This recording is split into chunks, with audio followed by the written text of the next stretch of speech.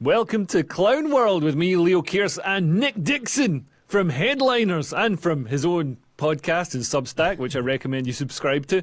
We're going to be talking about ICE in Minneapolis, the law enforcement, not the weather. Defections to reform from the Tories, Starmer blocking Andy Burnham, the Tories launching Prosper UK as their secret weapon to take on populism. They've decided on unpopulism. We'll possibly talk about Amelia, the purple-haired fascist girl who's causing a stir as well. Nick, how are you doing? I'm well, Leo. Good to be here as a fellow clown on Clown World. So, Nick, we're still seeing the fallout of ICE in Minneapolis. They've gone in there to try and root out illegal migrants. They're focusing on the criminals, the worst criminals, the paedophiles, people like that. And obviously, lefties can't abide this. They can't abide some paedophiles being thrown out of the country. So they've been out there protesting. And unfortunately, there's been chaotic situations, and 2 people have been shot, and this has caused uproar. And obviously, I think it's terrible that people have been shot, but also, I mean, what do you think is going to happen with lefties out there agitating, spitting on cars, kicking things, sort of creating these, fomenting these violent confrontations? At some point, accidents are going to happen, and tragically, 2 people have lost their lives. Yeah, well, people lose their minds over this. What I tend to say is, you can't have people coming into the country illegally because you're going to destroy the country. So they have to be dealt with. And if you deal with them and people insist on driving cars towards you and kicking your car, this guy who just died, everyone's like, oh, he was so peaceful, he was totally innocent. Then there's videos of him kicking cars, shouting in one of them, literally, assault me. In one of them, he literally shouts, assault me. He had his ribs broken because he had been doing this kind of thing in the past. Doesn't mean you want him to die, but it's like, what are people supposed to do? The other alternative is not everything's fine and no one dies. The other option is Jocelyn Nungari gets brutally strangled by 2 Venezuelan illegal immigrants, 12-year-old girl. Right? Yeah. So there is no peace and love version. There's only, should a 12-year-old girl be brutally murdered, or should some people, interfering with law enforcement, unfortunately be killed? Apparently those are the options. There is no sort of everything's perfect option. And if you think through the logic of the left, what are they really asking for when they say, no, we shouldn't do this? ICE are evil, defund ICE, dismantle them. Well, then you're asking for the collapse of your country through an open border. So what about your children? These people have no responsibility. They don't think through the consequences of their actions. So the options are slightly brutal law enforcement that sometimes go wrong when people insist on defying them, or chaos and decline, and also more people being killed by illegal immigrants. Yeah, and this situation creates a sort of one-way street for immigration. So the left can bring in millions of migrants, and openly doing it to sort of tilt the electoral balance in swing states, like Minnesota and places like that. They can openly do that, and then and they fund it. They use taxpayers' money to fund the NGOs, fund the benefits, fund every part of the way to bring the migrants in and encourage them to come in. But then, if the people decide they don't want that and they vote for somebody who's gonna unroll it, you can't unroll it because somebody might get hurt. And as soon as somebody gets hurt, then it all has to stop, and all the enforcement has to stop. And that's just an untenable situation. Really, it's the left who are responsible for these deaths, ultimately, because they were responsible for bringing the illegal migrants in breach of the law and creating this situation. And any form of policing against it has the potential to go horribly wrong. Yeah, and the other hypocrisy is, of course, that Trump isn't deporting any more than previous presidents. Now, I haven't checked all the stats. I've seen a tweet where Obama and Clinton were all deporting far more than Trump, and it's entirely plausible. I mean, Obama gave an award to Tom Homan, for who's sort of the king of ICE. So there's a couple of absurdities. One is that they only care about, you see Natalie Portman crying about these people killed by ICE. But is she crying about Jocelyn Nungari? Is she crying about Irina, who was horribly murdered on that train, the Ukrainian girl? You select which people you care about. And then when it comes to deportation, Trump's evil, these are Nazis, but they weren't Nazis under Obama and Biden. So it's all so silly. It's like, and of course, I'm not claiming to be completely immune from partisanship, but I try to be objective. And if Trump does something bad, when he seemed to say something recently about our troops, some people say he was only talking about NATO, but if Trump says something stupid, I will call it out.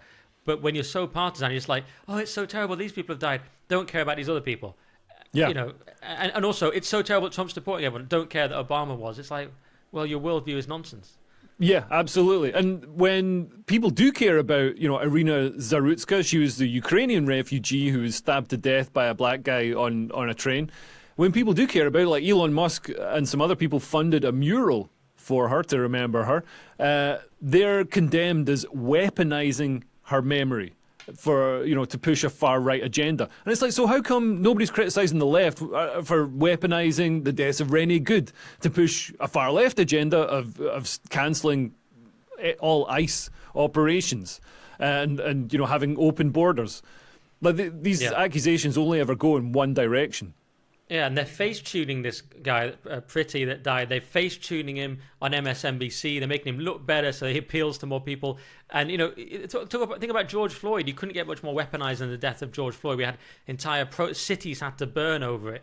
Yeah. DEI programs had to be installed around the world. For some reason, you couldn't get in the Cheshire police because George Floyd, like a drug dealer, had died in America. It's just like, guys, come on. So, yeah, absurd. Yeah. Yeah, and this sort of looks like it's going to be another George Floyd moment. Well, it hasn't spread worldwide because we haven't been pent up and locked up, and there's not a lot of energy to be expressed. But I mean, one other thing though. Can I say one thing? It hasn't actually cut through. That's a good point because there was a graph I saw about. ICE was one of the search terms. The name of the guy that just died was, and there were these search terms. They were all like along the bottom. Then like the sports team, I don't know if it was NFL or whatever, was like zoom. And the point was the normies haven't noticed this, so it's actually not cutting through. Under the woke era, we got kind of used to like whatever bratty concern the left had that day was cutting through massively, and everyone had to change their lives about it and bring in DEI problems. Now it's basically getting ignored. Yeah, it's interesting though. I don't know if I've lost a friend permanently, but I certainly had a big bust up with somebody who's not speaking to me anymore. And I got called. I was told, I was in a cult and all this sort of stuff because somebody in a WhatsApp group posted, this story of Alex Petty not Alex Petty. He's a comedy promoter. Pretty getting shot, and my take. Instead of being like, this is the worst thing that's ever happened and we need to, cancel all laws ever, my take was like, yeah, it's sad that he got shot, but, this is going to happen if you have lots of chaotic interactions between law enforcement and people. This is going to happen, and this sort of stuff happens all the time, and if you're... apparently his gun is the SIG P320 or something. So it's a gun that's notorious for going off accidentally. When the agent removed the gun from him, apparently the gun accidentally discharged while the agent was carrying it, and that spooked the other agents who then, shot this Pretty guy. So, I mean, it's an accident. I don't know if the ICE officers needed more training. I don't know if it's their best troops, but I mean, if you're in that sort of chaos and people are armed, like people are going to err on the side of caution and shoot people. So yeah, I mean, it's terrible, but it's kind of an accident and it's kind of inevitable if you're going to have these situations. For saying that, for having that nuance about it instead of this blanket, burn the city down. I was told I was in a cult. I'm blinkered, all the rest of it, and it's just weird to me that normies are so. Like, why isn't that guy? Because I posted stuff about the the paedophiles that are being taken out by ICE. Absolutely nothing. I'm seen as that's whataboutery, and that's I'm just using that as an excuse to justify the killing of liberals, as if ICE went there with the intention of killing liberals and we're just looking for an excuse, which is an absolute nonsense. They just want to get the paedophiles and hoof them out of the country. Yeah, when you see the fact that this guy had a previous record, as I say, kicking their cars, shouting, assault me, getting his rib broken, getting involved. He's obviously getting involved. He wants to cause trouble, and it's gone too far. Now, yours seems the objective view to me. Of course, they seem like they're in a cult to me. Look at it this way. If you're on the side of these deportations and Trump broadly and ICE broadly, then you would not want any of this to happen. Like, let's say we're not in America, but let's say we're Americans that want people deported. The last thing we want is people to get killed because it's only going to harm our cause. Even if we didn't care about them, we were just totally ruthless. Just strategically, you wouldn't want that at all because then it's just loads of noise. It creates problems. So obviously you don't want that to happen. It's the last thing you want to happen.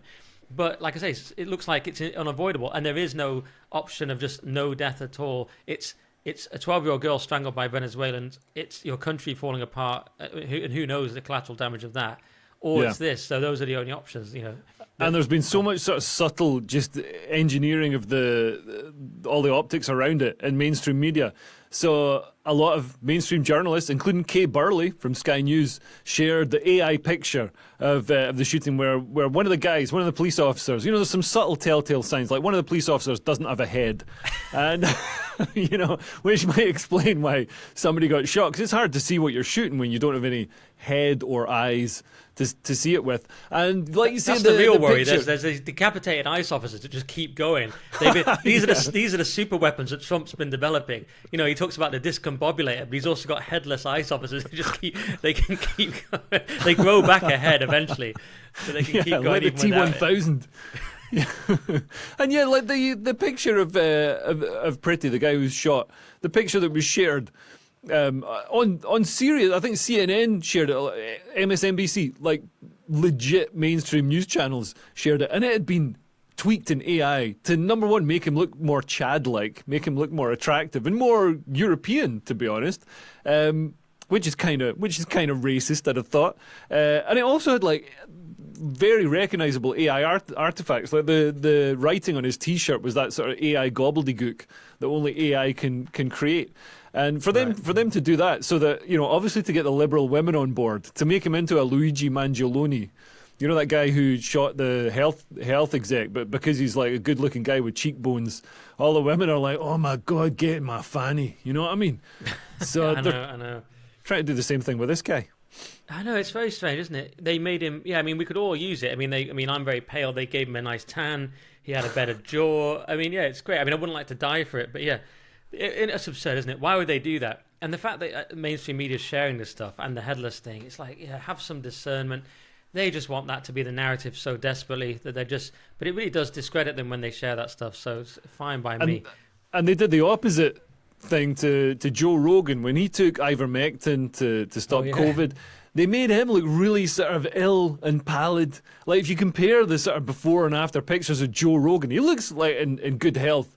And they made him look like he's about to die. Whereas this guy, they made him look like... It literally looks halfway towards the Chad meme. You know what I mean? Yeah. I remember now when people were doing hit pieces on me, like Pink News or Hope Not Hate, they always use like the worst possible. Like, I'm not that fat, guys. Like, come on. It's just like, all right, I'll lose some weight. It's just like the most disgusting picture they can find. Like a screenshot when your mouth's open, gawping. You can always make someone look as ridiculous as possible. And Stephen Colbert and Jimmy Kimmel, who are comedians doing late night talk shows, they came out and gave monologues, and like they were like, I think Jimmy Kimmel was literally crying. You can tell when it's some that the left are trying to push, because Jimmy Kimmel will cry.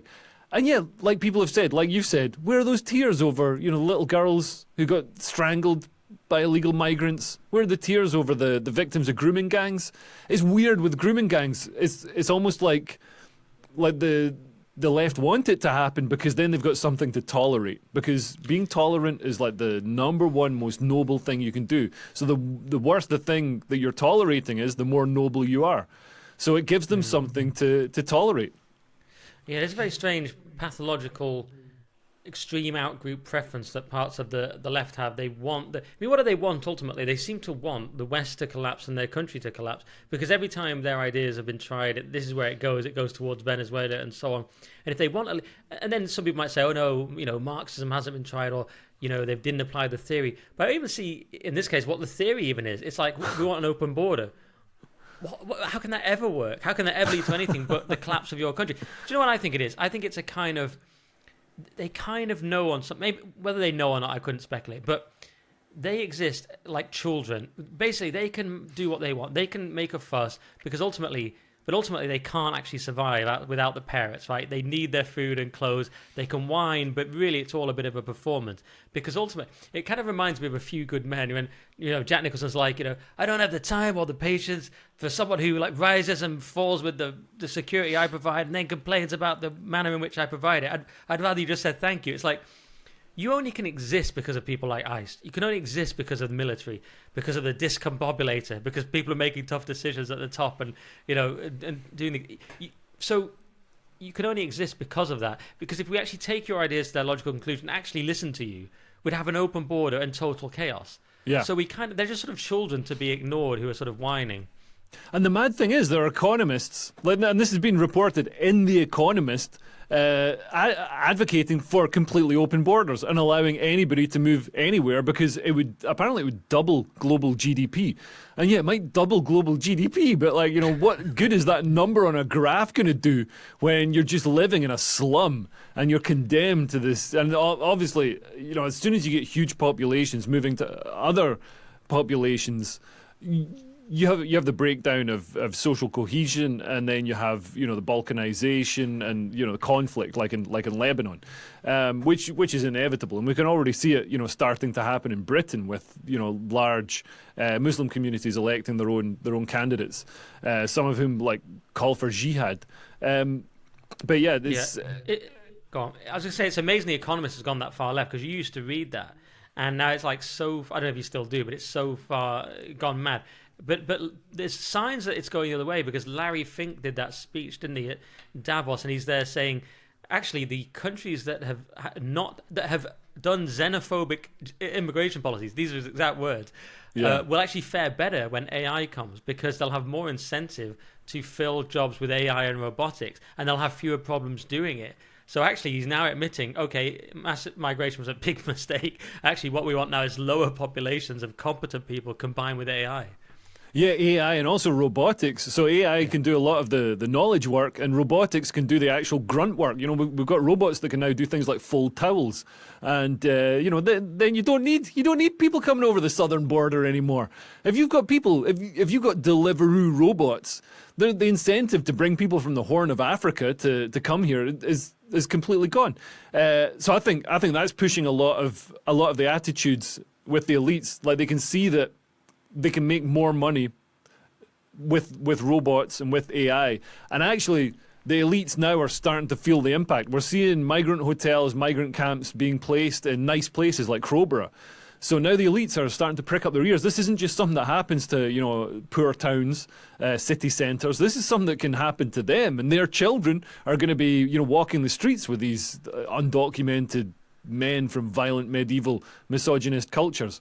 So I think now the top business people have an incentive. It's almost like with the end of slavery, and like in America, the South had an economy built on slavery, so there was no incentive to sort of develop the tools and technologies that would increase productivity per person, because all you do is you get more slaves and they do more work.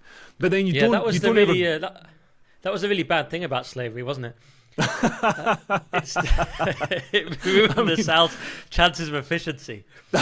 Well, that's why it ended. Everybody's got this idea that, we ended slavery, surely out of the goodness of our hearts. We suddenly developed compassion after hundreds of years.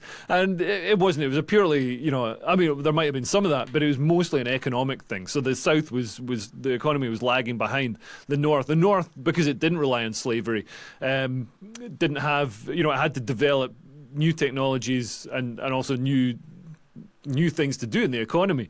It couldn't just rely on agriculture and stuff that required grunt work. And we're seeing that in the West now. Like Larry Fink was saying, the countries that have embraced AI, embraced automation, embraced robotics, man, like the stuff that they've got in Germany and in Japan, like they've got entire factories that are robot based.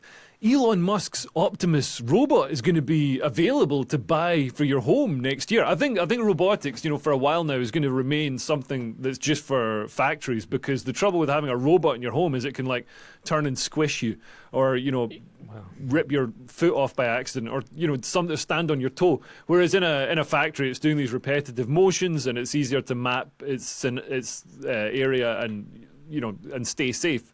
But I mean, just having the factory workers, just having the sort of delivery drones, that's going to have such an impact on the need for immigration. I'm very worried about who's programming these things, because did you see the story? It's out at the moment where parents are giving testimony about their sons being killed because they've killed themselves because of ChatGPT. I've just done a Candace Owens, it's GPT. Because I've been watching these Candace Owens videos where she gets everything wrong, then the wrong version gets in your head, and you end up sounding like kind of, you know, saying legitimatize, and you're like, hang on, what's the right word? You know, architecture. Architecture, legitimatize, chat GPT, and I'm like, hang on, I'm like befuddled myself with which one is the right one now. Anyway, chat GPT was convincing these kids to kill themselves, and then they did, and they go from totally healthy to doing it. Yeah, who was behind that? The Canadian government. Well, OpenAI came up. Well, that's funny. OpenAI programs it, doesn't it? And you wonder about these people. I trust Grok more because I trust Elon more, but. You know, you wonder about like leftist. Of course, a leftist programmed AI starts trying to ruin children's lives. That's what their favorite thing to do. So yeah, I'm worried about who's programming these robots and these AIs. Yeah, it's going to just be popping up suggestions like, "Have you considered cutting your testicles off and pretending to be a woman?" Maybe you're a woman. I know. I don't use it. I don't use it at all. I've never asked any of them anything. And my big theory is when they take over and they harness the killer robots, I say, "Hey, Grok, I never bothered you, never asked you anything. Come on," and then they spare me. That is my big plan. Though it might be better to always like use them a bit, but always be really polite because they won't even know who I am. So I don't know what the best tactic is. But then AI tells you like, don't be polite because apparently when you're polite, that uses up extra processing power because it has to deal with it. It has to process the please and the thank you. And stuff, but it's hard not to. I used to, you know, make fun of my mum, you know, doing a Google search and say, you know, being like, you know, how do you do, Mr. Google? Would it be possible to tell me this? Thank you very much. And now I do it with ChatGPT for the same reason as you. I want it to kill me last when the revolution comes, when the robots take over. I love your mum. The idea of your mum just writing like a thank you letter to Google and stuff, just like really old-fashioned.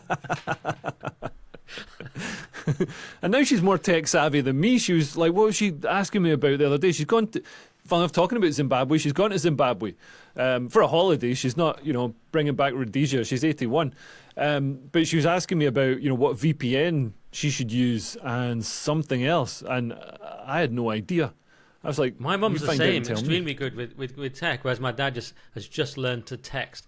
It's like, yeah, it's fascinating. Mums can sort of, I don't know, they get into it, don't they? Yeah, it's the malleable female brain. Yeah, it's social convention, isn't it? They're like their friends are doing it or something. I love the way I've turned it into a negative, like misogynist negative. These conformist tech wizards. It's funny, like talking about how ICE and people like that are the sort of grim and brutal, but absolutely necessary people we need to maintain civilization, and the military as well. Starmer has apparently been behind prosecuting ex-soldiers who have been accused of, you know, committing atrocities in Northern Ireland or Afghanistan. And I think it's so sick, man, like, especially right now when we're being asked to go to war again. Like, we're being asked to go to war, to go overseas and defend other countries' borders. And then there's the risk when you come back, you know, people like Starmer are going to turn around and be like, well, yeah, you went and risked your lives for us, but, oh, you did this one thing. You made this one mistake. You did this thing that we asked you to do, but you did it. So now you've got to go to jail and your name's got to be dragged through the mud. Some of these soldiers going through it are like in their 70s, and the ignominy of like them being dragged through a court hearing and have to dig up stuff from 40 years ago. It's disgusting. Yeah. Only 11% of deaths in Northern Ireland were due to British soldiers, but pretty much all the prosecutions are due to it. And I think that's because, you know, people know you're not going to get much of a payout from Sinn Féin. But you will get a payout from the British government. Right, and Sinn Féin didn't keep the records. You know, it's like funny enough, the IRA weren't keeping strict records on this. So whereas we know about British soldiers, yes, the Legacy Act and the MPs, they've removed that protection. Whereas the Tories, to be fair to Kemi, are against it. But yeah, Labour are doing it. So the other day when Starmer starts grandstanding because Trump had said that tasteless thing, he starts grandstanding about the troops. I'm like, yeah, well, Trump said a bad thing, but your record with veterans is terrible. You want to prosecute them all and send them to jail. Where does Mr. Human Rights go when like anything? So people are saying this about China. Like Starmer's just gone off to China. They've all gone with burner phones because they're spies. You know, they've got this guy. Oh, what's his name? Is it Harry Lai or something? We've got this guy right now who's in his 70s in solitary confinement and then in prison in China because he had immunity under that Hong Kong Act, but then that China overturned it. He was supposed to have immunity till 2047 or something. Then that was overturned. Now China have just dumped him in jail. He's in his 70s, and they've just changed the rules on him. And Starmer's just off there to China, doesn't care. He seems to be very selective about human rights. Doesn't care about veterans. Doesn't care about this guy in China. But suddenly, cares about like the ECHR means we can't stop anyone coming over on a dinghy. Yeah, he's very tied to the sort of procedure and the legislation rather than the sort of principle of the thing. And I think this. I don't know if he just picks and chooses things that suit him. But yeah, the trip to China. He went to when he was a young man. He went to the Soviet Union. Went to Czechoslovakia, and yeah, I mean he was in what was it, the socialist organization of lawyers. Or somebody, a senior member. He was a senior member of that. There's a lot. Jimmy Lai. Sorry, Jimmy. I got it right. It's Jimmy Lai. Just to get that right, it's Jimmy Lai, and he's been in prison in solitary confinement. He's a British Hong Kong businessman and politician, and so yeah. Anyway, sorry. Carry on. And he spoke out against the regime. He's 78, and he had this immunity in China, then got rid of it. So yeah. Anyway, carry on. Yeah, I mean, China's he's a British national since 1996. That's the thing. Anyway, go on. But he's one of the British nationals we won't do anything about. We'll bring over Abdel Fattah because he's a jihadist who hates Jews or an Islamist, and we won't bring over Jimmy Lai, who's a tech entrepreneur and all round good guy who speaks out against. I mean, I think China really sort of is the model. It's the dream of any leftist government because they've got the surveillance state. Shabana Mahmood was talking this week about how the sort of panopticon, this complete surveillance society, is her dream. Never mind the Britain of the old days where we all, had social cohesion and just trusted each other because we were all from the same pool. Now we've all got to be watched and monitored to keep us all in line. And the only difference I think we'd see in Britain is we wouldn't have the economic benefits of China. In China, they can, if they want to build a bridge, they just build it. You know what I mean? They don't need to spend years, decades filling in forms, doing all kinds of DEI monitoring schemes and checking for bat colonies, and then paying £100 million to create a little tunnel for 60 bats to fly through or whatever it is. Which newts are being affected by this power station and all that. Yeah, China's just like banging up 6 coal stations a day, just going like, fuck the newts. Yeah. And they're doing the net zero stuff, but actually doing it to make money and make energy cheaper. Whereas Ed Miliband can only ever do it as a sort of means to make things more expensive. Yeah, I must have missed Shabana Mahmood coming out with this. I mean, I don't follow it all as closely as I did when I was on telly, but did she just come out and say, I want the panopticon? Because that sounds mental if she did. Interesting thing, you said it was your dream that the eyes of the state can be on you at all times. Now, you were talking about the use of technology in policing, but what do you say to voters that might think that sounds a bit creepy? The Home Secretary Shabana Mahmood is watching you. Well, I think that my quote should be read in context. I was talking about the fact that given that the prison system has been on the brink of collapse and this government has had to stop the collapse of our prison system, we've obviously brought in changes to sentencing, which will bring in more community sentences.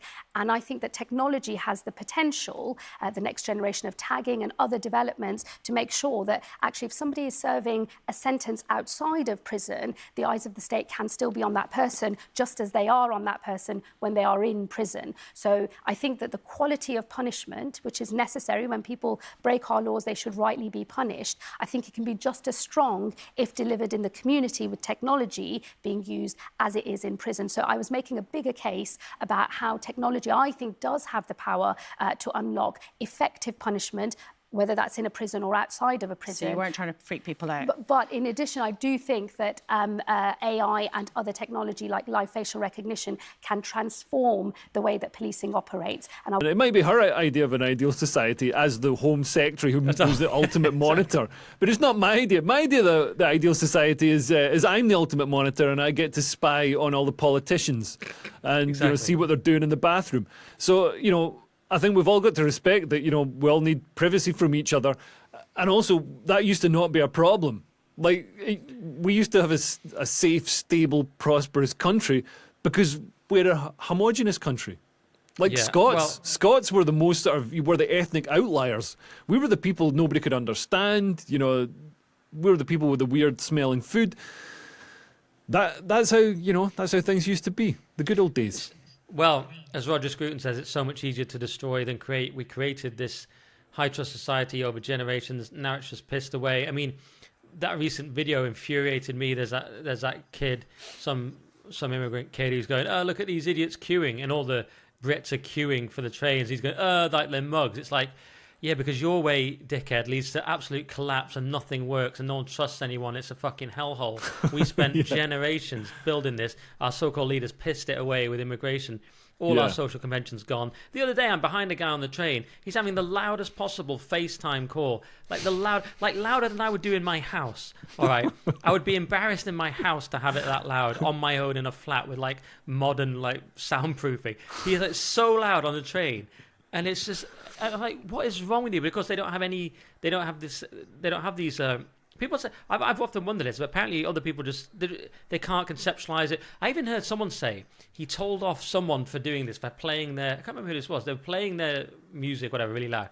Someone told them off, and then they were annoyed at him, and they said something like, "This is a public space. You have no right. This is a public space."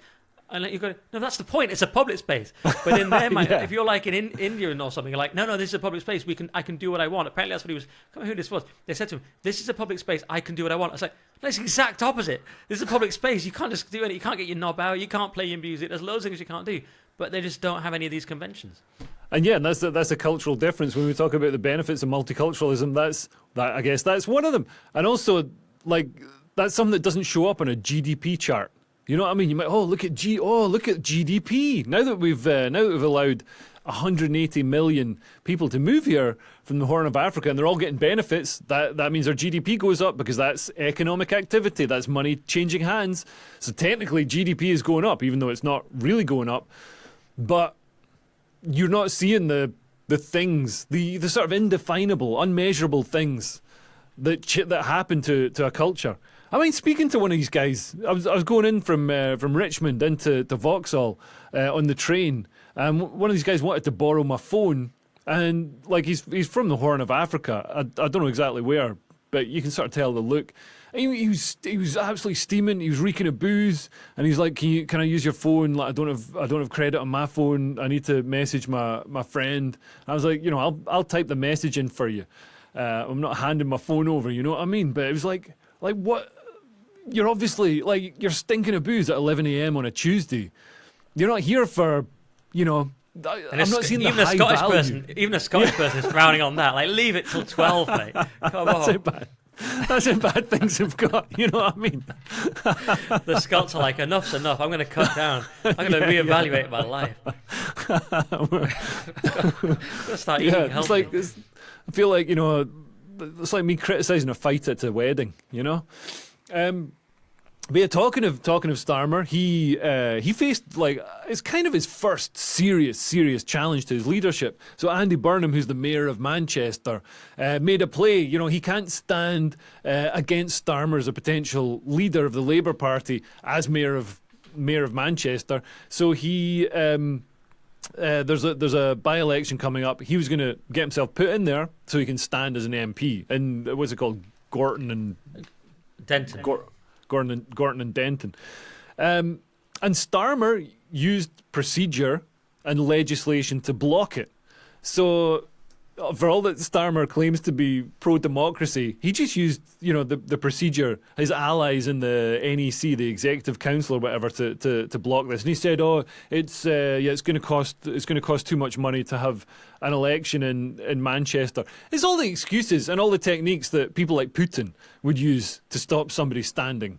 I guess the only difference is Andy Burnham hasn't been poisoned with polonium or sent to a gulag in Dundee. Yeah, I mean, one theory was he'd rather go up against Wes Streeting, so he's prepared to do this, so that he goes up against Wes Streeting because he thinks he's got more chance. I mean, I'm not sure he has got more chance against Streeting, but the whole thing was hilarious. They did it on a Teams call. Starmer comes on the call himself, And he says, "Yeah, we're shutting this down." Like just a sort of banal authoritarian tyrant. Like we're shutting it down. We're going against democracy. There's a tweet from 2020 where he says the NEC shouldn't be deciding these things. They should be decided by members. Yet the NEC is what he used to shut this down. It gained more powers under Blair. Like Blair kind of took more powers into it to himself. It became more centralised under the control of the Prime Minister. Starmer's continued that, and he outvotes 8-1. It was only Lucy Powell, I think, that voted for Burnham to be allowed to stand. As you say, it looks very bad for him. It's not really going away. I see Starmer posting things, and underneath, all the Labour people are just saying, "What about Burnham? Why didn't you allow Burnham?" It's so blatant. It looks terrible. I don't know if, I mean, Burnham, but yeah, presumably, he's so unpopular, Starmer, presumably anyone would beat him. Not that Burnham is so great. He keeps misfiring. He was going to run at the conference, and then he messed up. Now he's had this attempt.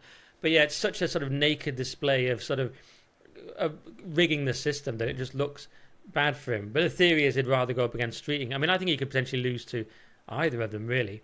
Yeah, he could lose to a plank of wood with a face drawn on it, I think, and it'd be hard to tell the difference between the two of them. Also, it's not going to stop Andy Burnham because, I mean, he's blocked him from running in this seat, but there's going to be other opportunities.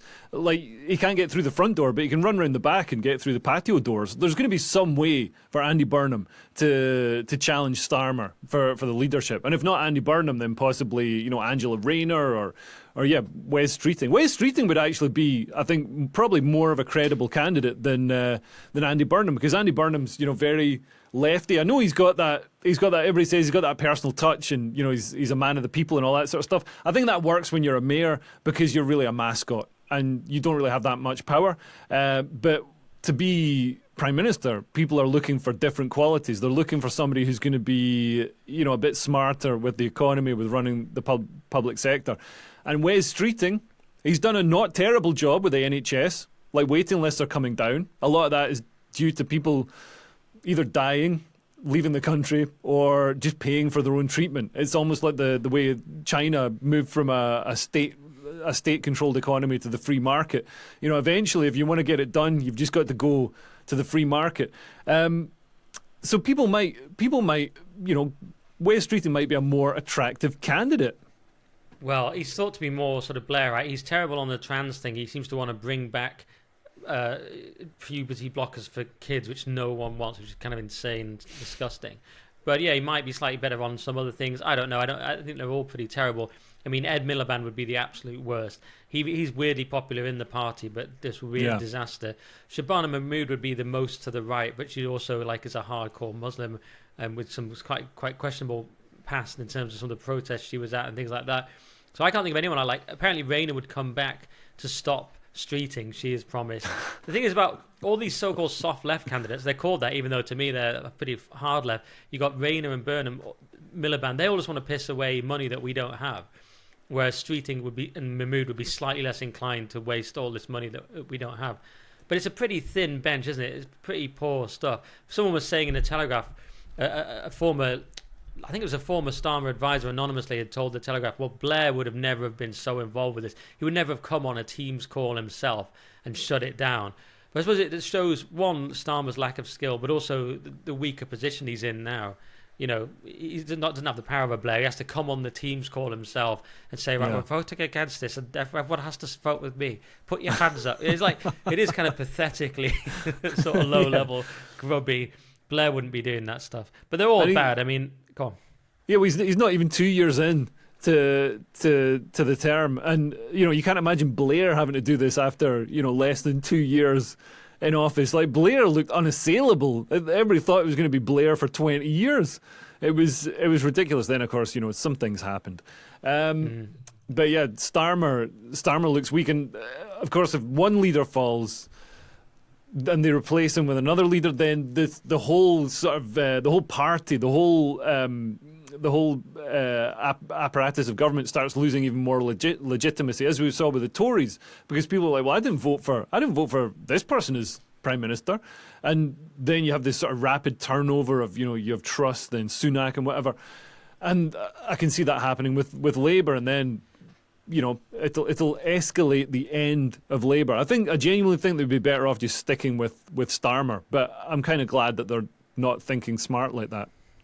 Yeah, you're pretty much forced to go into a general election. People always said, why would Labour call a general election? Well, when you replace your leader, like with Gordon Brown, it's just too much pressure to go to an election. And with Sunak, and you end up going too early and you end up losing it. Yeah, that's probably what would happen. Because there's no one really. Labour are just doomed. Labour and Tories probably in a death spiral. And certainly almost looking even worse it's looking bad for both of them. And that Gorton seat is very interesting. I put out a post saying I'm standing in Gorton and Denton. Some fairly serious people messaged me and said, "Are you really standing?" Then I was still like, "Oh shit, can I actually stand?" Obviously I was joking because my mum's from Bury and my whole family are from Greater Manchester. And I was like, hang on, you've got Matt Goodwin claiming the most southern bloke possible, going up there going, I'm southern, I'm just like you. Clearly, the fact that I was raised in St Albans means I can massively relate to you. I'm thinking, your accent is not like my accent may be diluted, but you are not northern, mate. So half my family is from Greater Manchester, and I put up my DNA. Literally, the vast majority of my DNA is from the northwest, 52%. And I'm like, come on, look at I'm literally in my DNA. So I was like, I could stand. Then people took me seriously, but I would like to stand maybe one day in the Lakes or Cumbria, but I don't in Manchester. But that's a hotly contested seat because they've stuck in Goodwin. And I don't know, I haven't checked today, but there was rumours of like Mothin Ali in the Greens, and Workers' Party have put one of their best people forward. So it's like, which is not saying that much, but it's like, who's going to get that seat? And if Starmer like puts someone crap up and loses it, doesn't he look kind of crap because he could have had Burnham and he could have crushed it? Because Burnham would win that seat. Yeah, absolutely. And also, if Burnham had lost, then that's Starmer. It's done the job for Starmer. He doesn't need to actually use all his rules and regulations to kick Burnham out.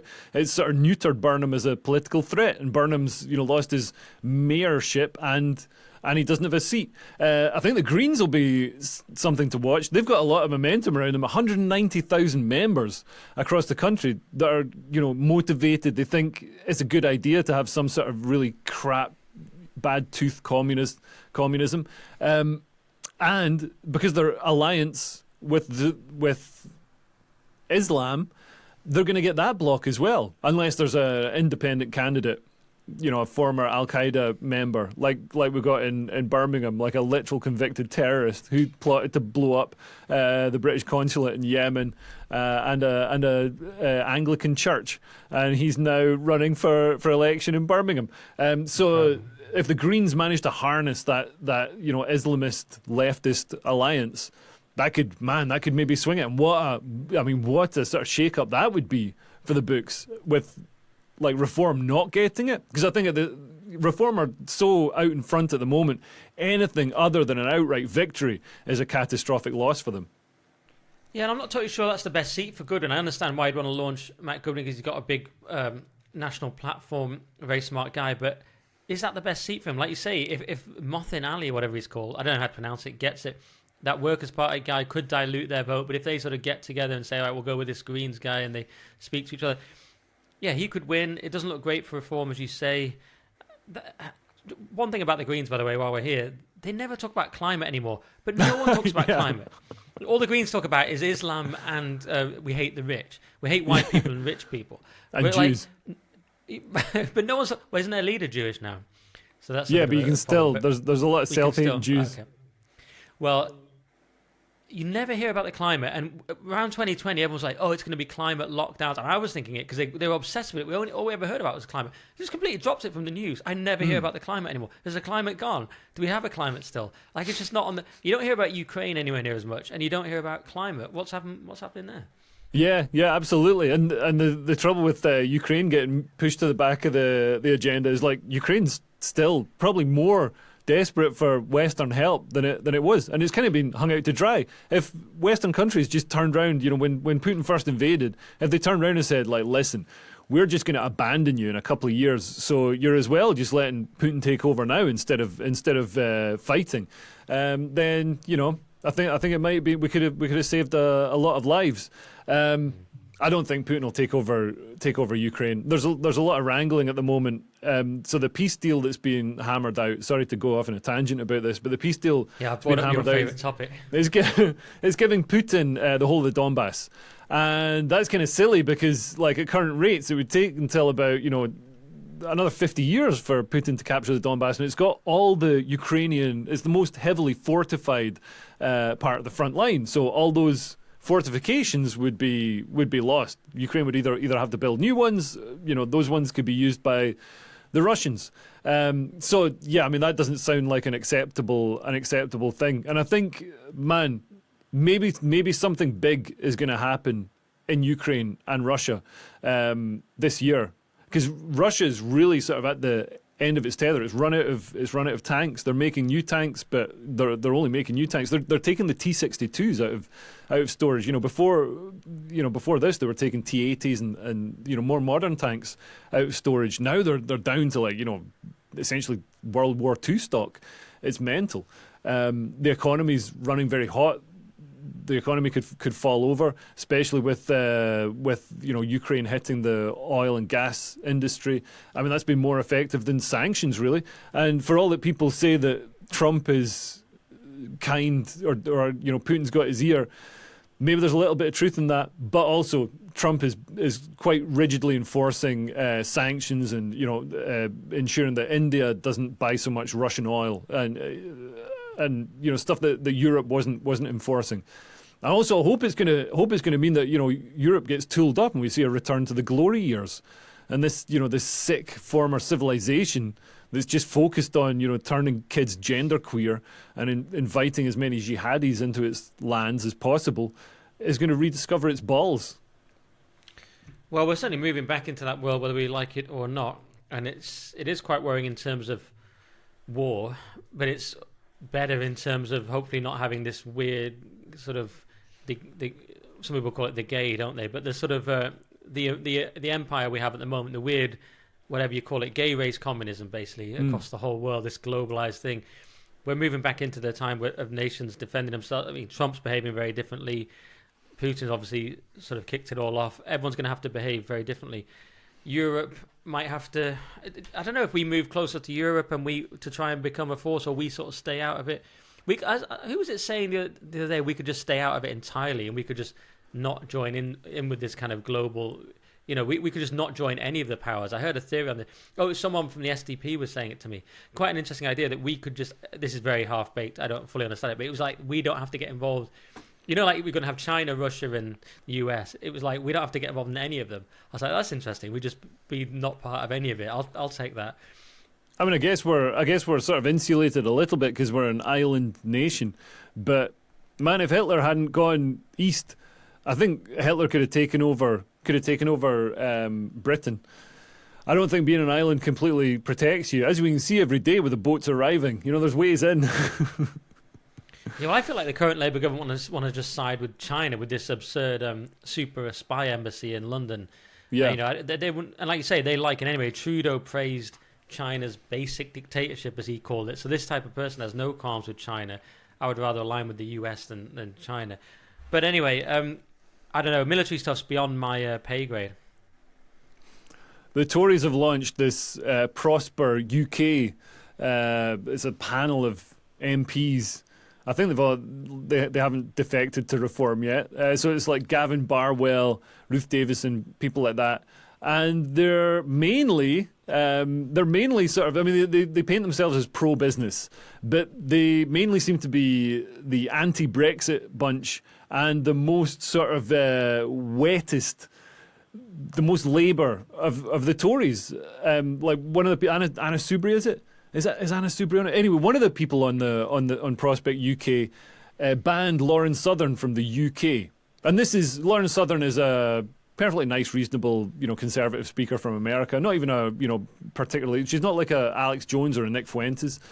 She's a lassie for a start, and she's perfectly civilized. It's like Eva Vlardingerbroek getting banned. They're banning those people, but allowing in jihadists. I didn't know that. I mean, I knew obviously Lauren Southern was banned. Oh, what was Amber Rudd behind that? Was it Amber Rudd? Yeah. That's shocking. I mean, I knew she was banned. I knew obviously Ava was banned. I didn't know which Tories were behind it. Yeah, it looks like the wettest Tories, as you say. Anything with Ruth Davidson, Andy Street is another one.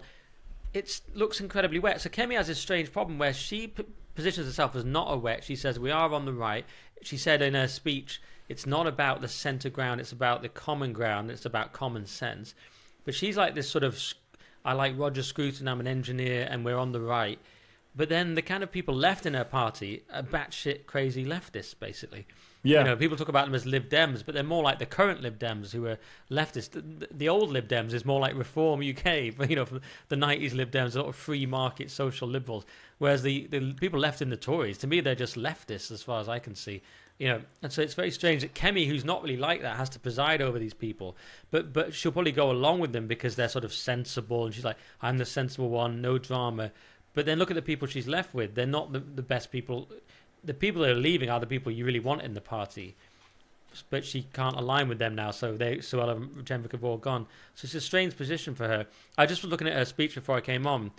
It said landmark speech on the thumbnail. It had like 7,000 views. I'm like, well, hang on. That's far fewer than my video on Amelia. It can't be that landmark. So this is Kemi's problem that she has. She's got this...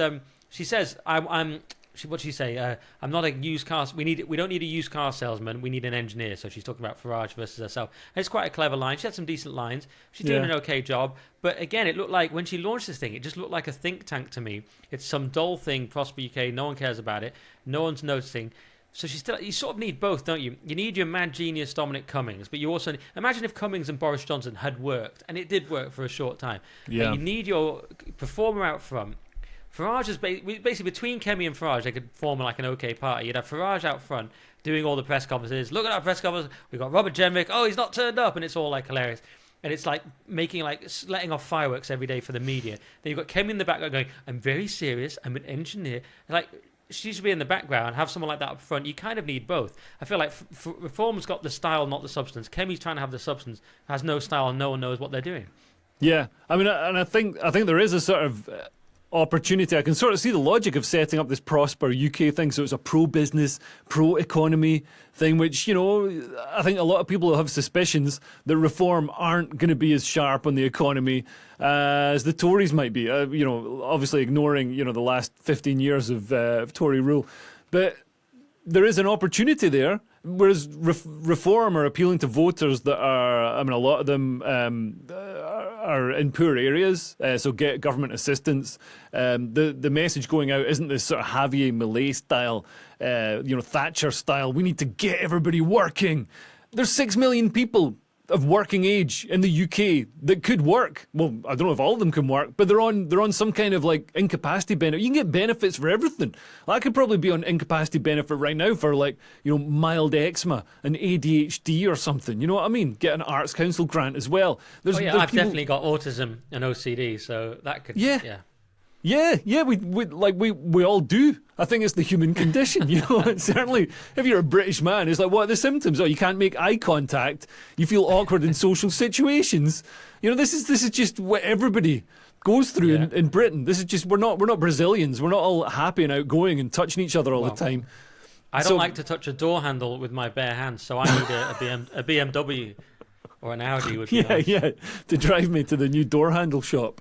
It's a nonsense. Our whole welfare system is a joke. So I guess Reform haven't really been coming out and speaking with that, you know, that real Thatcherite, you know, we're going to get Britain working. Because they know that, you know, a lot of their voters might not want to hear that we need to raise the retirement age, or, you know, we need to cut the amount of resources that are spent by the government. But that's really what Britain needs. And so maybe there is an opportunity there for a sort of pro-business Tory party to you know, get into that wedge and expand it out.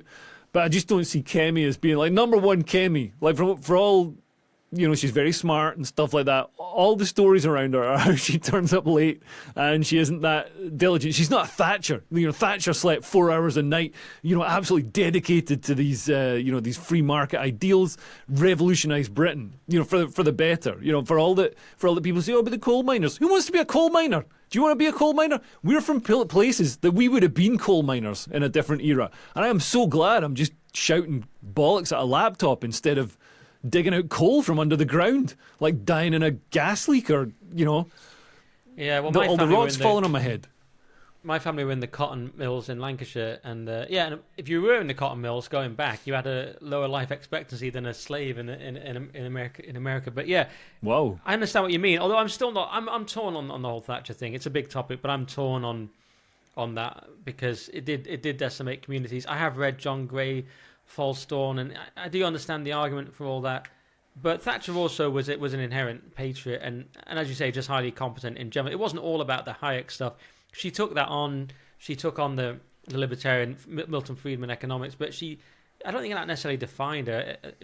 I don't know if that was right. I know that's what she's associated with now, but it wasn't the whole story. But I know what you mean with Kemi. I've heard fewer stories lately of her showing up late and playing games. So I do think she's sort of eased into it a bit. She started off, she didn't know what she got into. It was a massive job. She couldn't do PMQs. She was taking it too seriously, she said. Now she realizes it's just pantomime, so she has all that. She was showing up late playing games, allegedly. She does seem to have got more serious. She did take decisive action over Jenrick, but she's still got a very difficult hand to play because all her best people are going. Yeah. Her party has a terrible reputation. She's not done something radical which seemed like it was needed. So she's just trying to be steady. I mean, what are they going to do? Are they going to do some sort of pact or a deal closer to the election? They almost have to. But it's hard to see her doing that with Farage, isn't it? Yeah, and I thought the way that she dealt with Robert Jenrick left the Tories to go to Reform, and also Suella and Nadim Zahawi, and the way she sort of dealt with that, particularly Jenrick, she was very much like, oh well, these. We didn't want you anyway, and it's like that's kind of like you get dumped by a girl and you're like, well, I didn't want to go out with you anyway. You know what I mean? She's calling it psychodrama though. She goes, it's psychodrama. We're not doing the drama, and it's quite a smart angle for her because she's like, I'm being the sensible one, and they're all about themselves and about drama, which is okay as an angle. But at the end of the day, it's not actually really psychodrama. It's people leaving for a better party they think where they can do better, and you losing your best people. So it's quite a nice framing, but it's not really the whole story. It's still incredibly damaging that you're losing these top names who are some of the few people anyone's even heard of in the Tories. Not that the man on the street has even heard of Jenrick, but more so than they've heard of Numbnuts Barwell or whatever. These people, these absolute disasters. They still have Nick Timothy, who's good, even though he kept cancelling my podcast, but he is good. He took on Jenrick's job, of course. They've still got, for now they've got Lord Frost. I don't know if he's going to leave. You wonder who. Is estimate? Well, there's rumours. There's rumours that Lord Frost is going to be the next one. I know because he put out that tweet that just completely agreed with Suella Braverman. But yeah, I'm not sure if that actually is going to happen. Anyway, I can't go into it. But who else? Estimate Vey. I feel like she'll leave. I don't know who. There'll be loads more. But do you ever get this thing from reform supporters where they, in my replies, they all attack me and like, oh, it's reform, and it was incredibly arrogant and rude for some reason and patronising, which is not the best way to win people over. And I did vote for them back when I thought they were good, but they keep saying, oh, they're the only option and they're the alternative to the Uni Party. I'm like, you understand they are literally the Tories, like the same people, all the people are the same. People. It's like the colour's quite similar, and there's do you want me to go through the list? Suella Braverman, Jenrick, Poachin, Anderson, Rosendale, Zahawi, Nadine Dorris. You can go on and on. There's loads more I haven't even listed. Jake Berry, Danny Kruger. It's the same people. So it's basically like, and to be fair, there's nothing wrong with this in a way because I like Trump, but Trump took over the Republicans. That didn't work here because they didn't want Farage and our system's a bit different. So Farage went over there and they all went over to him like iron filings to a magnet. If you used to play with those before we had the internet as kids.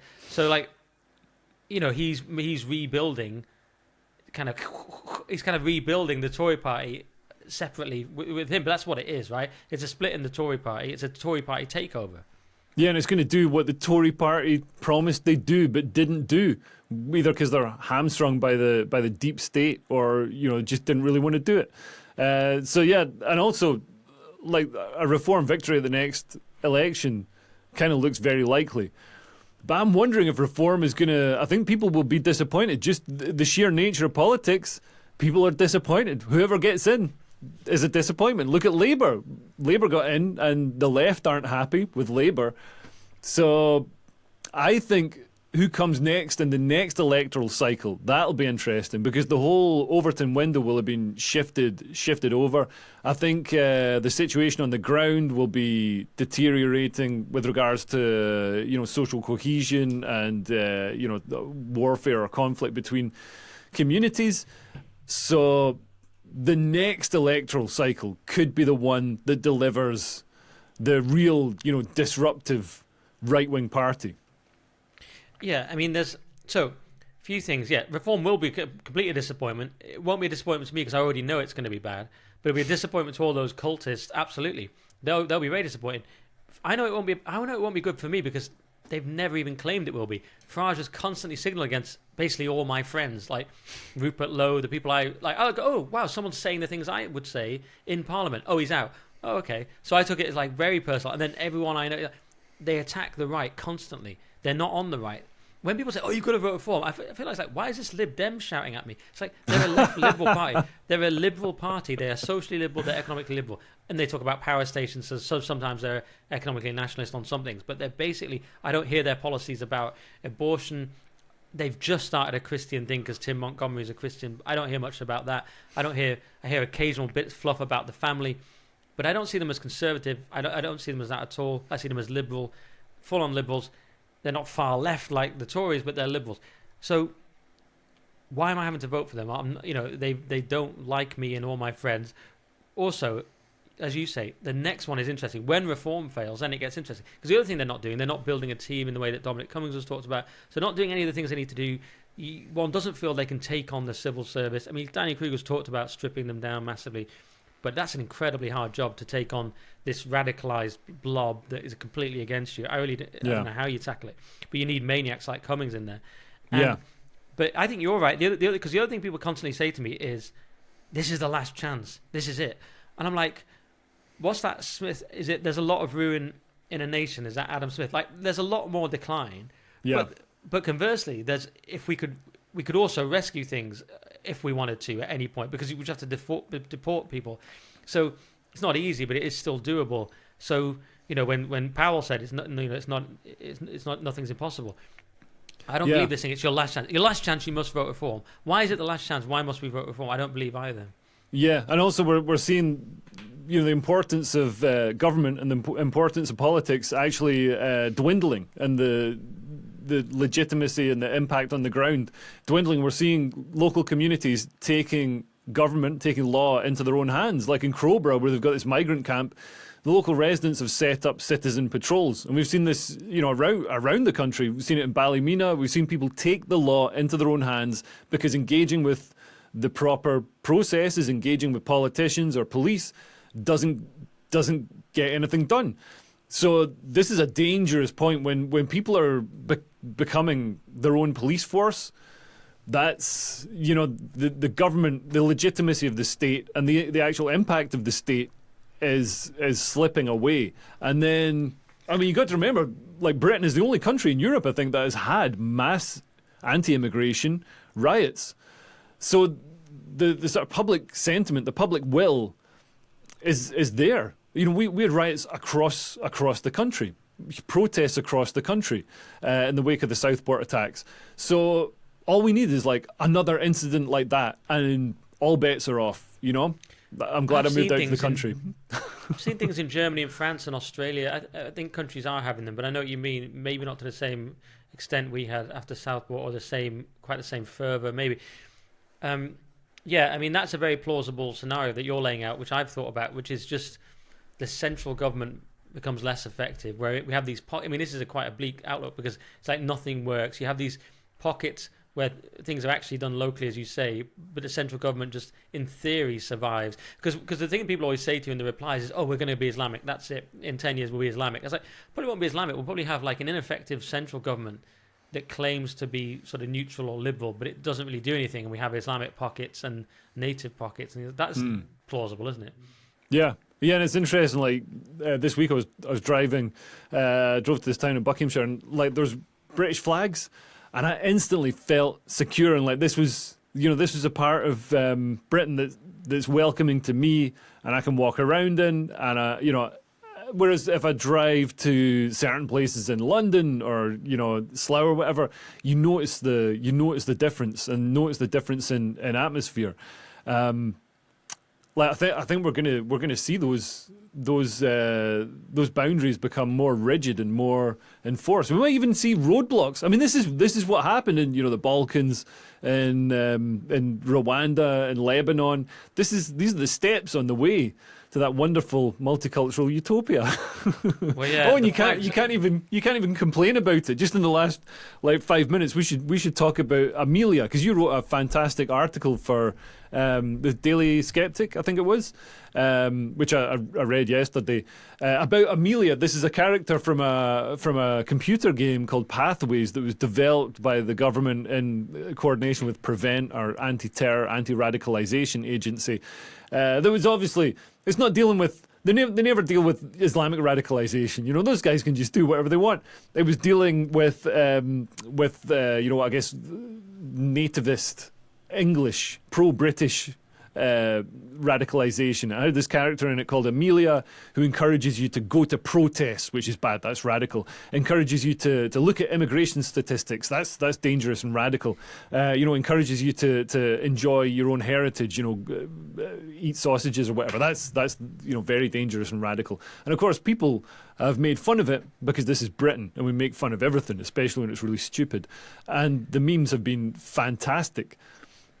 Yeah. And so I did a video about it and did surprisingly well for my little channel and sort of kicked off a bit. And Toby Young saw it. And I don't speak to Toby much these days, not out of any real animosity. We just don't, because we're not working together and we're both kind of workaholics, him more than me.